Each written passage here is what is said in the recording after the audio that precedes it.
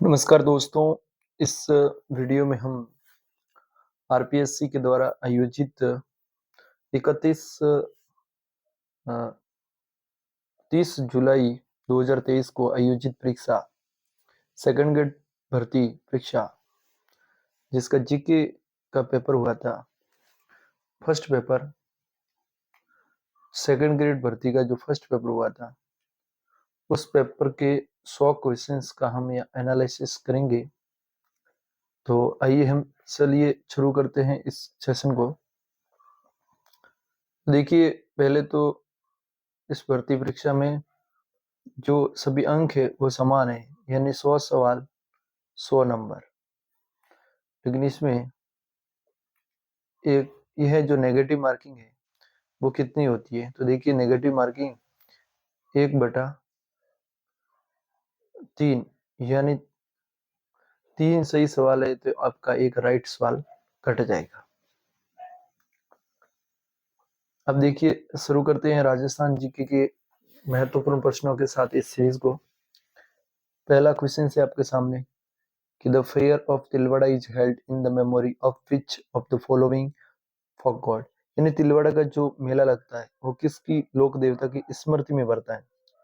तो ये मेला जो तिलवाड़ा है जो हाल में बालोतरा डिस्ट्रिक्ट में है, तो इस तिलवाड़ा में जो मेला लग रहा है वो लगता है पशु मेला लगता है।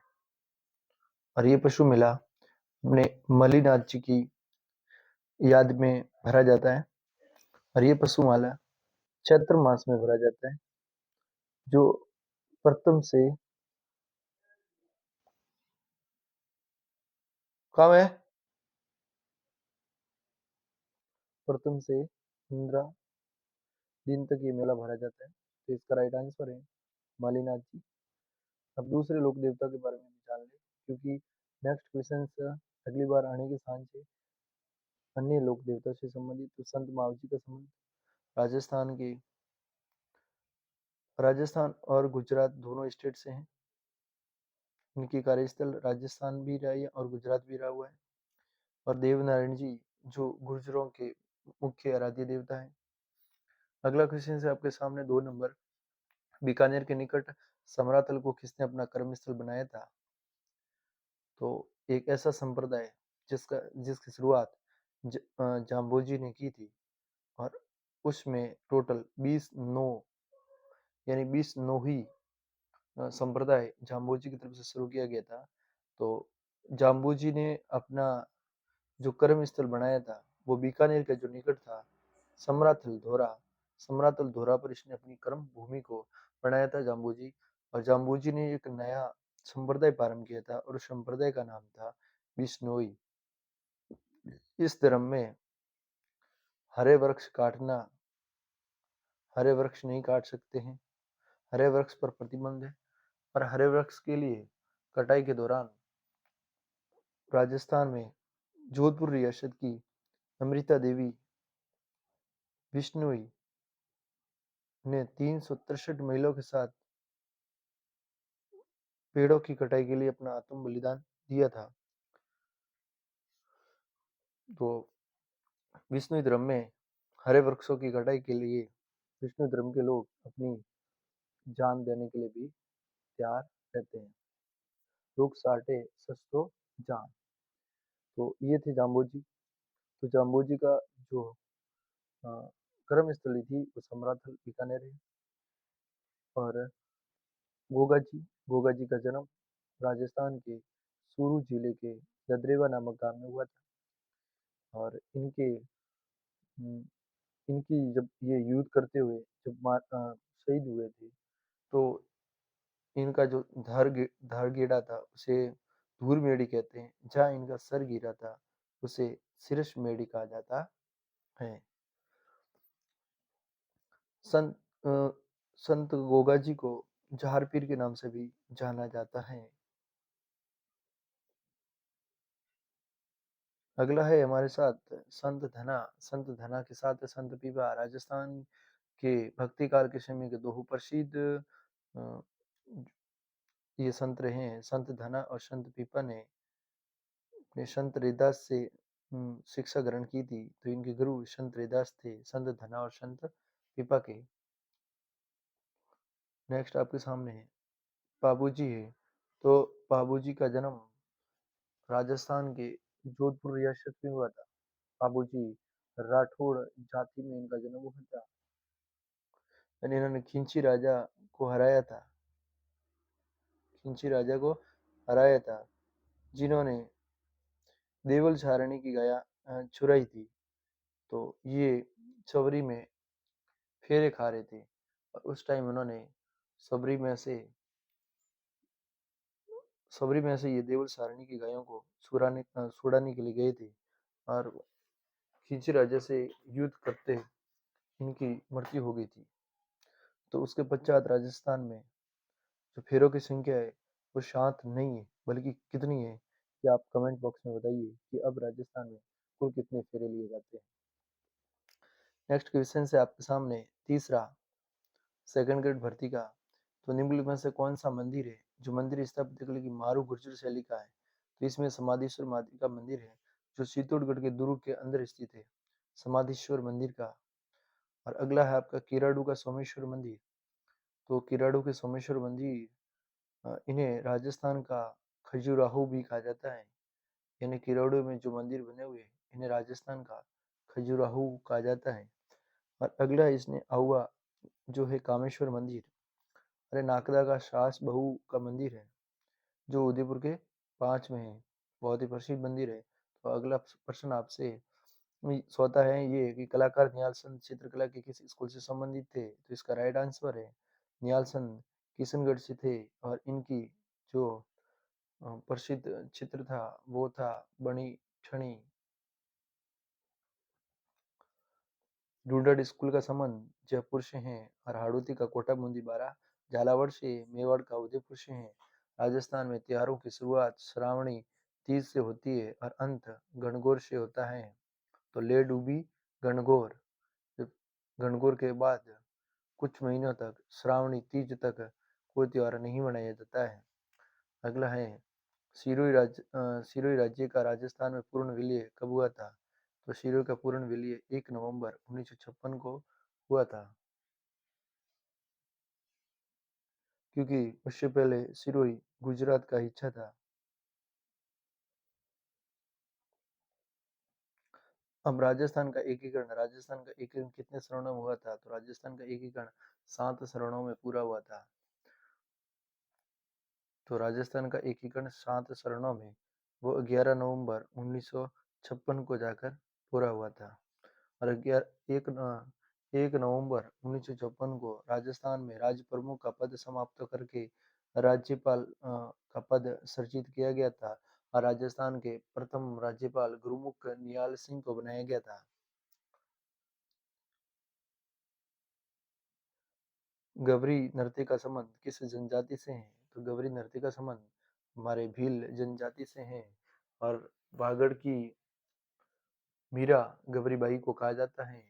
कालबेलिया बहुत ही प्रसिद्ध राजस्थान का ये नृत्य है, और बंजारा जाति राजस्थान के पश्चिमी राजस्थान में पाई जाती है, जिसमें मुख्यतः जालोर बाड़मेर में ये जाति पाई जाती है। प्राचीन समय में ये मिर्ची मिरश इनको बेचने का कार्य करते थे, और इनका बाड़मेर का मछली नृत्य बहुत ही प्रसिद्ध नृत्य है, जो बंजारा जाति के द्वारा किया जाता है। अगला है वो है अहिरवाटी। अहिरवाटी बोली राजस्थान के किस क्षेत्र में बोली जाती है? तो अहिरवाटी मेवात क्षेत्र में बोली जाती है। मेवात का मतलब होता है अलवर, भरतपुर। और ढूंढाड़ में कौन सी बोली बोली जाती है? तो ढूंढाड़ में ढूंढाड़ी ही बोली जाती है। मारवाड़ में मारवाड़ी ही बोली जाती है। मेवाड़ में मेवाड़ी बोली जाती है। किस संविधान संशोधन अधिनियम द्वारा राजस्थान में राज्य प्रमुख के पद को समाप्त कर दिया गया?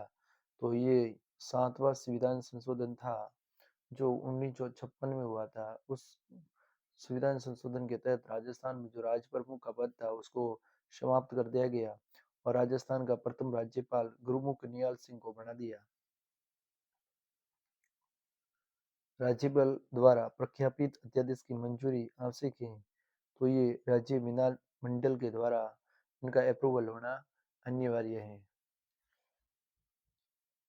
आपातकाल के दौरान राजस्थान के मुख्यमंत्री कौन थे? तो आपातकाल के दौरान राजस्थान के मुख्यमंत्री हरिदेव जोशी साहब थे, क्योंकि आपातकाल 1975 से 1977 के दौरान भारत की प्रथम आयरन लेडी यानी भारत की प्रथम महिला प्रधानमंत्री इंदिरा गांधी ने लगाया था। तो उस दौरान राजस्थान के मुख्यमंत्री हरिदेव जोशी थे। अगला क्वेश्चन से मध्यकाल में खनगा एक प्रकार का क्या है?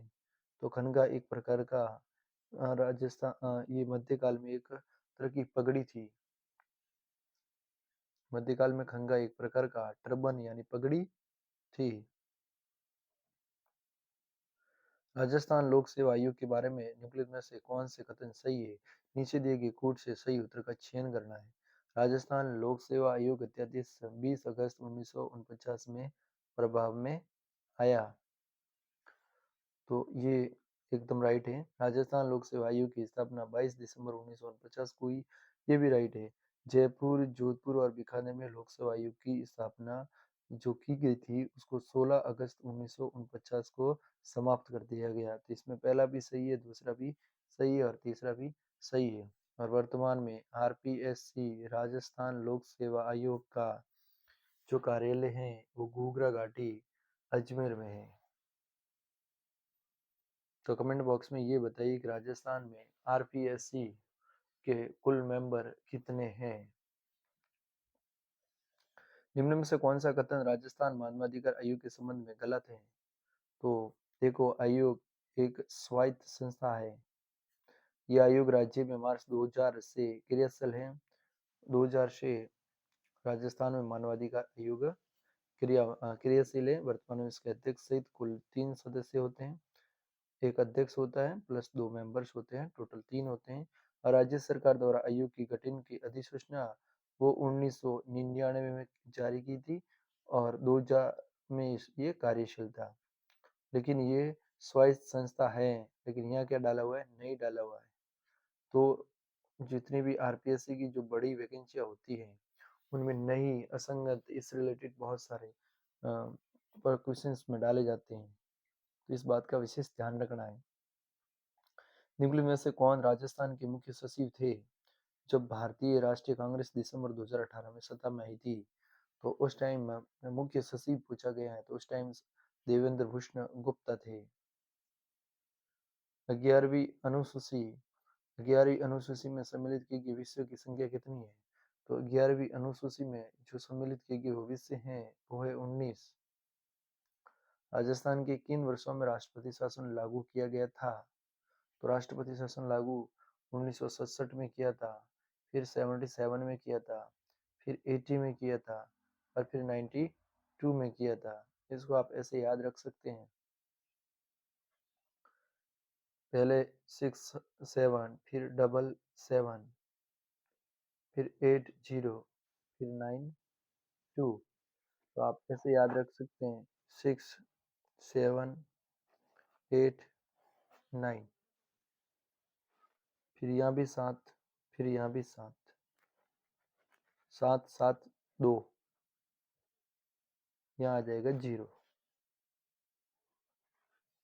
देखिए 6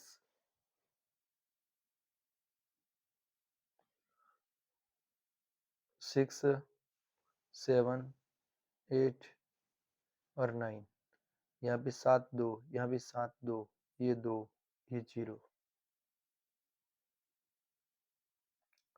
अगला है राजस्थान विधानसभा के जो पहले आम चुनाव हुए थे उसमें कांग्रेस के बाद जिस राजनीतिक दल को सर्वाधिक स्थान प्राप्त हुए तो वो पार्टी थी राम राज्य परिषद। की जानकारी के लिए बता दें कि उस टाइम भारतीय जनता पार्टी नाम की कोई भी पार्टी नहीं थी। हाल में किस राज्य सभा राजस्थान की राज्य स्तरीय जन अभियोग निराकरण समिति का सदस्य मनोनीत किया गया है? तो आईएएस निरंजन डांगी को उस टाइम नियुक्त किया गया था। ये करंट से रिलेटेड क्वेश्चन था। वर्ष 2023 में राजस्थान के मुख्यमंत्री ने राज्य के कितने शहरों में ग्रीन लंग्स विकसित करने की घोषणा की गई है? तो ये भी करंट्स का प्रश्न था। इसका राइट आंसर 13 है। पंचायती राज विभाग के अनुसार राजस्थान के प्रत्येक जिले में औसतन कितनी ग्राम पंचायतें हैं? तो एवरेज 342 है पंचायती राज विभाग के अकॉर्डिंग। मुख्यमंत्री कामधेनु पशु बीमा योजना 2023 के बारे में निम्नलिखित में से कौन सा कथन सही नहीं है? इसमें कौन सा कथन सही नहीं है? तो देखो, इस योजना में 20 लाख से अधिक पशुपालकों को लाभ होने की अपेक्षा है और इसमें 750 करोड़ से अधिक व्यय करने का भी प्रावधान रखा गया है और इसमें प्रत्येक पशु बीमा के लिए अधिकतम सीमा है जो 40,000 की है, लेकिन जिसकी वार्षिक आय 8 लाख से अधिक है वो इस योजना के तहत उसको 500 वर्ष प्रति वर्ष प्रीमियम देना होगा। ऐसा इसमें कोई प्रावधान नहीं है। 26 जून 2023 को वाणिज्य भवन नई दिल्ली में आयोजित क्रेता विक्रेता गौरव सम्मान समारोह में केंद्र सरकार द्वारा राजस्थान की उद्योग व वाणिज्य विभाग को कौन सा पुरस्कार दिया गया? तो ये जैम एक्सीलेंस पुरस्कार दिया गया था। ये करंट से रिलेटेड क्वेश्चन था। मुख्यमंत्री चिरंजीवी स्वास्थ्य बीमा योजना के बाद से कौन सा गलत है? तो ये योजना बहुत ही पॉपुलर रही है।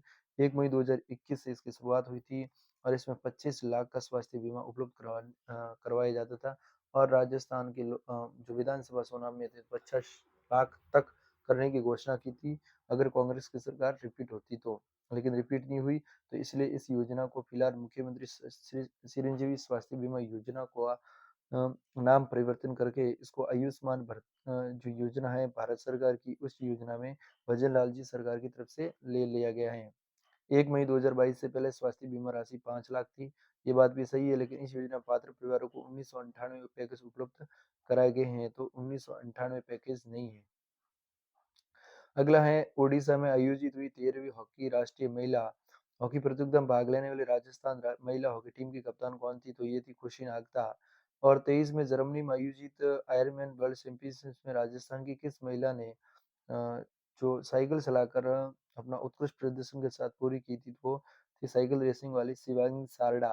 हाल में किस टीम को हराकर Rajasthan rebels team taekwondo premier league के पहले चैंपियन बने थे? तो वो थे दिल्ली वॉरियर्स। 2023 में राजस्थान सरकार द्वारा आयोजित महंगाई राहत कैंप में कौन सी योजना सम्मिलित नहीं थी? तो इसमें मुख्यमंत्री युवा संबल योजना सम्मिलित नहीं थी जो बेरोजगारी भत्ता से संबंधित है। बाकी अन्नपूर्णा फूड पैक्ट की योजना थी, सिलेंडर और मुख्यमंत्री गैस सिलेंडर गारंटी कार्ड योजना थी, मुख्यमंत्री कामधेनु बीमा योजना थी।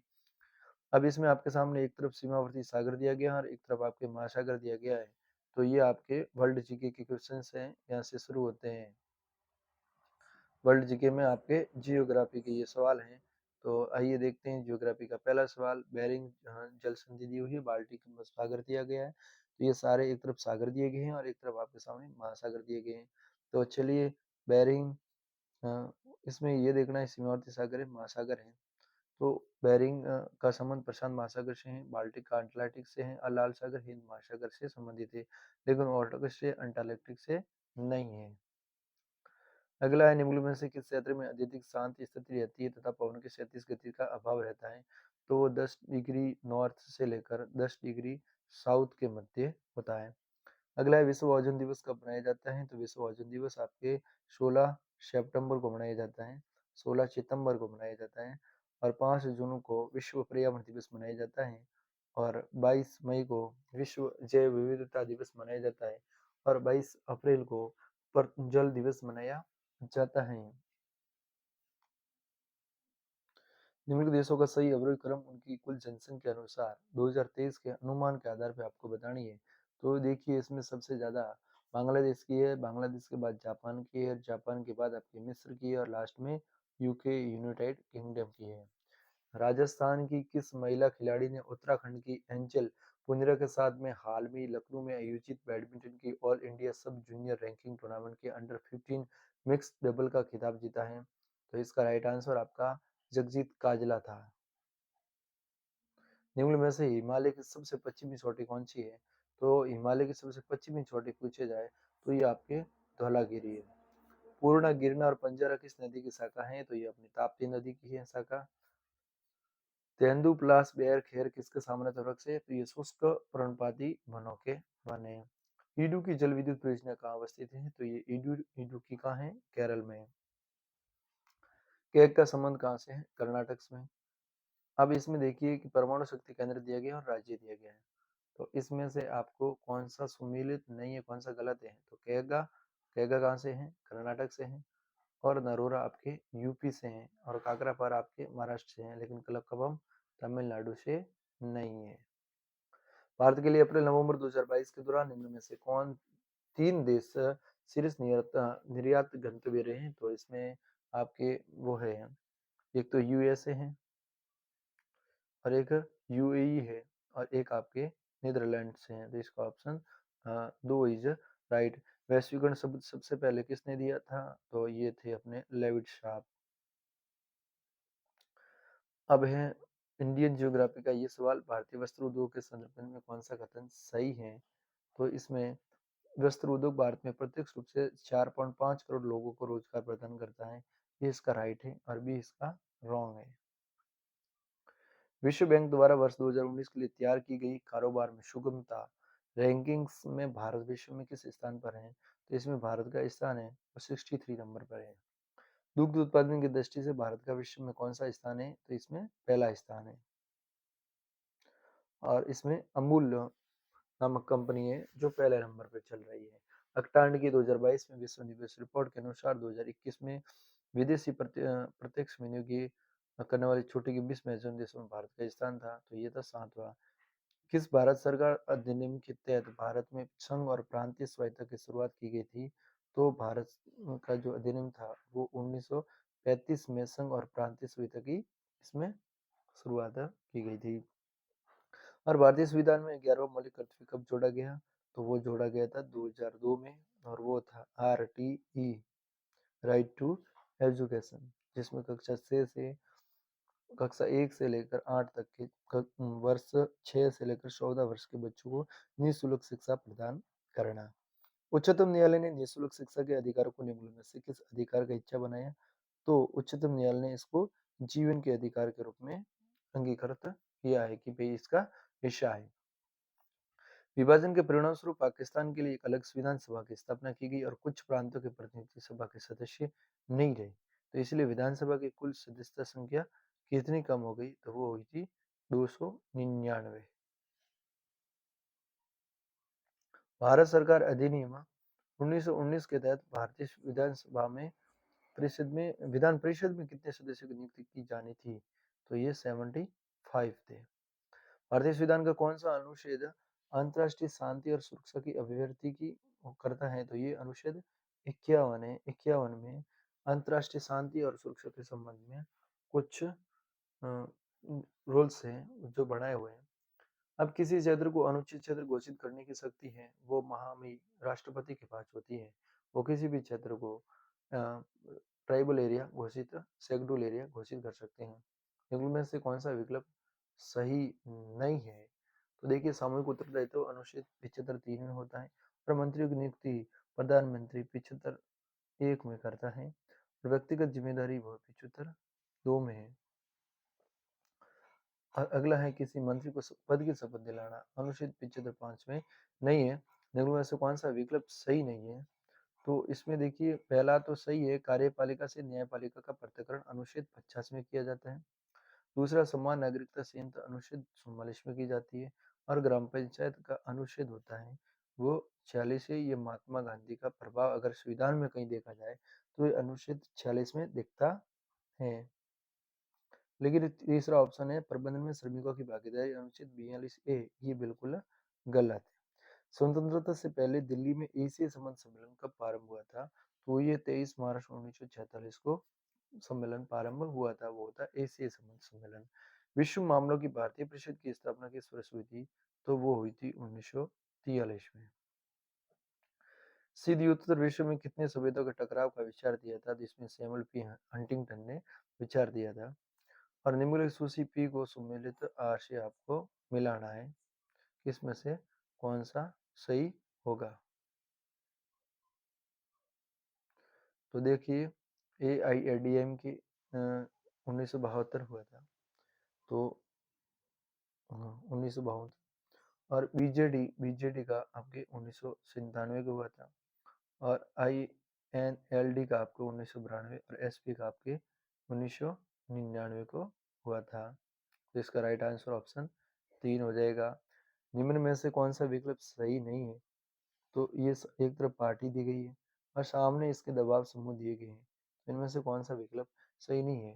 तो इसमें भारतीय नेशनल कांग्रेस का है तो वो INTUC का है, और कम्युनिस्ट पार्टी का है तो वो भी AITUC है, और ऑल इंडिया फॉरवर्ड ब्लॉक का भी TUCC है, लेकिन भारतीय जनता पार्टी का है सेंसर नहीं है। अगला आपकी साइकोलॉजी का क्वेश्चन है। शिक्षा मनोविज्ञान एक सकारात्मक विज्ञान है, और शिक्षा मनोविज्ञान का प्रकृति के निम्न में से कौन सा कथन उपयुक्त नहीं है, यानी कौन सा कथन इसमें सही नहीं है? तो ये तथ्यों को जैसे तैसे उसी तरह लेती है। तो साइकोलॉजी क्या करती है, जो भी तथ्य होते हैं वो जैसे हैं उसी तरह अपने वे में, यानी it deals with facts are they are, जैसे फैक्ट्स है उसी को उसी रूप में स्वीकार कर लेती है। ये तथ्यों को जैसे हैं वे कार्य करते हैं उसी तरह लेती है, जैसा वो काम करेगा उसी तरह उसको लेगा। ये ये बालक के व्यवहार को जैसा है उसी तरह लेता है। देखिए, अब इसमें एक ये चीज डाली गई है कि तथ्यों को तर्क और नैतिकता की दृष्टि से लेती है जैसा कि उन्हें होना चाहिए, तो ऐसा नहीं होता है। 60 नंबर है, निम्न में से कौन सा शिक्षा मनोविज्ञान के संदर्भ में सही कथन नहीं है? इसमें कौन सा कथन है जो सही बिल्कुल नहीं है?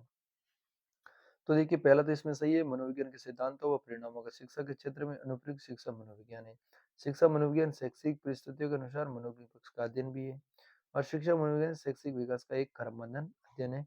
लेकिन ये दूसरा नहीं है। शिक्षा मनोविज्ञान मनोविज्ञान की वह शाखा है जो केवल शिक्षण से संबंधित होती है, ऐसा नहीं है। इसमें शिक्षण के साथ साथ अगले का मनोविज्ञान प्रशिक्षण भी होता है। सोवियत संघ में ग्लासनोस्ट और पेरिस्टोव की प्रक्रिया का प्रारंभ किसने किया था? तो ये था मिखाइल गोर्बाचोव, जो यूएनओ के महासचिव रह चुके हैं। अनौपचारिक वार्तालाप और औपचारिक स्कूलिंग शिक्षा दोनों के द्वारा वयस्क बालकों तक उन तरीकों को पहुंचाते जिससे दुनिया को उनकी संस्कृति व्याख्या करती है और प्रतिक्रिया करती है। यह आधार व अवधारणा निम्न में से किस विकासात्मक सिद्धांत की है? तो ये लाइव वाइदुस्की की है। रोहन फेरबदल के विकास के सिद्धांत के अनुसार वह स्थिति है जिसमें विद्यार्थी काफी पर्याप्त समय व्यतीत करता है, जैसे विद्यार्थी का परिवार, संगीत साथी, विद्यालय और पड़ोस कहलाता है, तो उसे हम माइक्रो सिस्टम यानी सूक्ष्म तंत्र कहते हैं। बालक का भाषा विकास जन्म के समय रोने की साधारण क्रिया से प्रारंभ होता है, फिर विभेदीकरण प्रारंभ होता है और बालक क्रमशः बहुत से शब्दों की शब्दावली प्राप्त कर लेता है। तो उपरोक्त उदाहरण में से कौन सा सिद्धांत प्रतिबंध होता है? तो इसमें सामान्य से विशिष्ट होता है, यानी इसमें development proceed from the general to specific, यानी जनरल से स्पेसिफिक होता है, यानी सामान्य से विशिष्ट की ओर अग्रसर होता है। अधिगम के निर्धारक नीचे दिए गए हैं, तो इनमें से कौन सा विकल्प सही है? तो देखिए, अधिगम की प्रकृति ये भी सही है, अभिप्रेरणा का प्रभाव ये भी सही है, और विन्यास का प्रभाव ये भी सही है, अभ्यास भी करना जरूरी है। तो जो देखो लिटर में आपके लर्निंग जो दिया हुआ है, यानी अधिगम की निर्धारण, इसमें देखो नेचर ऑफ लर्निंग होती है, इफेक्ट ऑफ मोटिवेशन जरूरी है, और इफेक्ट ऑफ सेट भी होना चाहिए, और उसकी प्रैक्टिस भी जरूरी है। निर्मितवादी अधिगम के लिए निम्न में से कौन सा उपयुक्त परिस्थितियां हैं? तो अधिगमकर्ता देखिए, इसमें परिस्थितियां देखते हैं तो new learning based on learners previous knowledge, इसमें ए राइट है, यानी अधिगमकर्ता के पूर्व ज्ञान पर आधारित नया अधिगम एक सही है। अर्थपूर्ण कार्य का निर्माण करना, यानी कंस्ट्रक्शन मीनिंग टास्क कंप्लीट करनी, ज्ञान का सक्रिय सर्जन भी करना और उसकी व्याख्या करनी, यानी उसका क्रिएशन भी, और उसका इंटरप्रिटेशन ऑफ नॉलेज, यानी उसकी व्याख्या करनी, सामाजिक अंतक्रिया को सुगम सुविधाजनक बनाना, यानी जो फैसिलिटी है फैसिलिटिक्स की तरह काम करना सोशल इंटरेक्शन के साथ। तो इसमें चारों ऑप्शन सही है, इसका ऑप्शन 4 होगा आप पे 3 नंबर सही। मिस्टर अमित की उपलब्धि में निष्ठा है और व्यक्तिगत की ये प्रकृति लक्षण उसमें जीवन भर व्याप्त रहती हैं। आलपोर्ट के वगैरह के अनुसार ये लक्षण क्या कहलाता है? तो ये कहलाता है अपने कार्डियन। व्यक्तिगत आकलन की प्रशिक्षी प्रविधियों की निम्न में से कौन सी एक विशेषता नहीं है?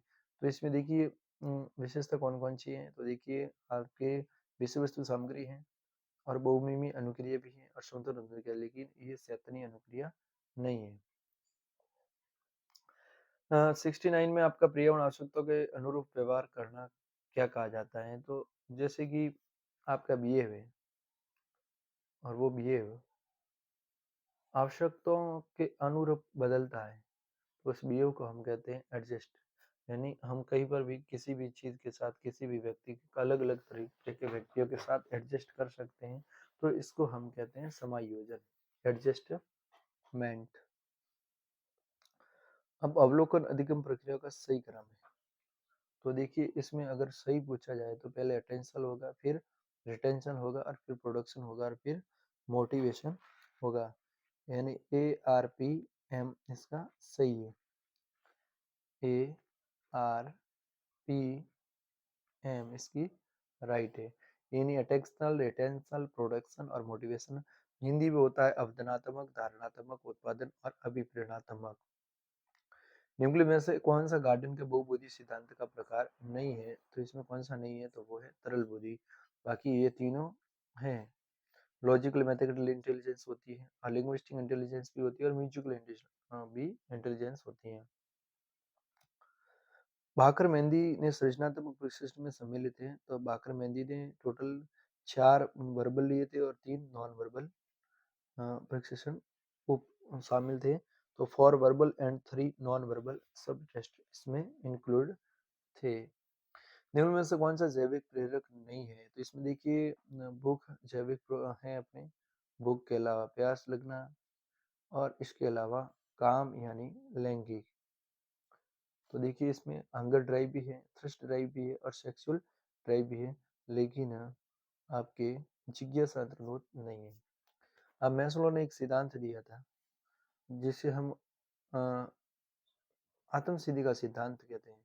तो उसमें उच्चतम आवश्यकता हमें किसकी पड़ती है? तो वो आत्म सिद्धि की होती है, यानी सेल्फ एक्चुअलाइजेशन होना जरूरी है। अब थॉर्नडाइक भाई साहब का देखो, बहुकारक सिद्धांत के अनुसार एक गुणधर्म विशेषता किसी कार्य की कठिनाई को संतृप्त करता है जो एक व्यक्ति हल कर सकता है, वह कहलाता है। यानी थॉर्नडाइक के अनुसार एक गुणधर्म होती है, एक विशेषता होती है जो किसी कार्य की कठिनाई को संतृप्त करती है, तो जो एक व्यक्ति को हल कर सकता है वो क्या कहलाता है? तो इसे हम लोग बोलते हैं लेवल यानी स्तर। प्रतिभाशाली बालकों पर निम्नलिखित में से कौन सी विशेषता लागू नहीं होती है? तो इसमें होती है अनिवार्यता लागू नहीं होती है, क्योंकि जल्दबाजी जो भी प्रतिभाशाली बच्चा होगा वह जल्दबाजी भी करेगा, और वो अपने अनुसार आगे बढ़ने की कोशिश करेगा, और कुशल होने का उसमें पैशन रहेगा, जुनून बना रहेगा। लोग अपना वोट अपनी भावना के अनुसार करते हैं, बजाय इसके कि उनकी अपनी विशिष्ट नीति किस प्रकार की है आधार पर।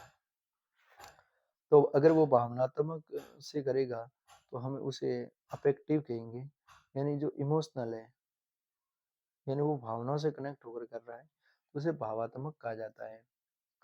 अपने को दूसरे लोगों के साथ संबंधों के रूप में परिभाषित करने का तरीका ये पहचानना है कि सभी अपना व्यवहार पारी दूसरों के विचारों, भावनाओं और क्रियाओं द्वारा निर्धारित हो रहा आम प्रतीक का ये दृष्टिकोण कहलाता है। तो ये कहलाएगा अपने को दूसरों के ऊपर निर्भर रहना, यानी अंत निर्भर। विद्यार्थी को नई विषय वस्तु को छोटे छोटे भागों में सरल शब्दों में जो वो पूर्व जानता है उससे संबंधित वो प्रस्तुत करना चाहिए। शिक्षण की ये व्यवस्था किसके लिए सर्वाधिक उपयुक्त है? तो जो भी स्लो लेवल से सीख रहा है बच्चा उसके लिए ये इम्पोर्टेंट है। तो ये धीमी गति के अधिकतमता के लिए महत्वपूर्ण है। मेवात व डांग क्षेत्र निम्नलिखित में से कोपेन के किस जलवायु प्रदेश में सम्मिलित है? तो ये है CWG। अगला वह कौन सी नदी है जो अरावली के पश्चिमी ढालों से निकलकर सिलिगुड़ी के कुछ क्षेत्र से बहते हुए कच्छ की खाड़ी में गिर जाती है? तो वो है आपके वेस्ट बनास यानी पश्चिमी बनास, जिसके किनारे आपका डीसा शहर बसा हुआ है। जो राजस्थान की नदी है लेकिन बहती पूरी गुजरात में है। वन विभाग की 2021-22 की प्रशंसक रिपोर्ट के अनुसार राजस्थान का 31 मार्च 2022 का कुल वन क्षेत्र है। तो अभी जो भी तैयारी कर रहे हैं उसको ये वन क्षेत्र से रिलेटेड आंकड़े प्रत्येक साल के याद रखने हैं। तो इसका 2 ऑप्शन सही है। राजस्थान में अलसी उत्पादक प्रमुख जिले कौन कौन से थे? तो प्रमुख जिले कौन कौन से हैं? तो देखिए अलसी उत्पादन आपके कोटा, बूंदी, बारा, झालावाड़ में यानी हाड़ौती क्षेत्र में सर्वाधिक होता है।